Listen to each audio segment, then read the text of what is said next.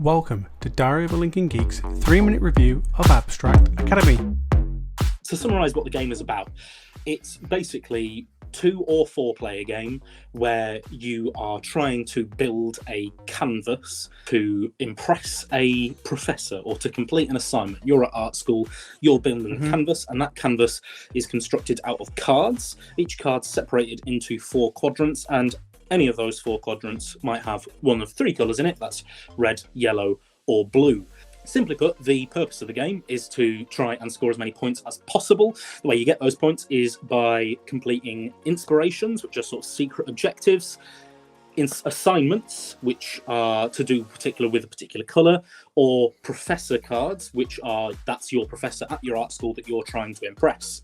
So each player takes it in turns to place cards, and as they're doing that, for example, they might be trying to achieve various objectives, but ultimately it's also quite strategic because it's limited to a 4x4 grid. So for example, in this scenario here, we've already reached a height of 4. So a player couldn't play a card here or past this end either.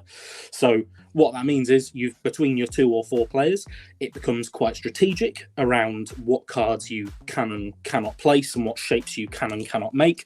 The objectives range from different things to having the largest yellow area or the most blue areas. Those are your colour assignments. Or the professors tend to be a bit more complicated for more points. For example, having the most colour areas with only one quadrant, like for example this yellow one here. These secret objectives are usually to do with making a particular shape, e.g. making a T shape. I don't think I've been clever enough to create one on this example board. Or it can be something like making the longest colour path. So for example, if I had a little yellow quadrant here, I'd be joining up all these yellow zones to make one colour path. I quite like the strategy element of this game, and what I really like, as you can probably tell from the design, every card, every brushstroke, every card is unique, is different, which I think is excellent. You can even tell I'll get a red one here as an example.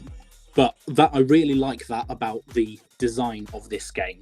I would say the main way that it falls down for me is the fact that as much as the cards are beautiful, they are cards and they take up a lot of space. So it's quite difficult to play it if you're in a more restrictive environment. One of the other things for me as well is that the number of professor cards that you get are quite limited, and it is quite samey in the sense that it's a lot of just have the most yellow, have the most blue. So of course you can check out the all-important review on the website, which is running down the bottom of the screen at this moment in time, as you can see. In the meantime, take care, stay safe, and keep gaming.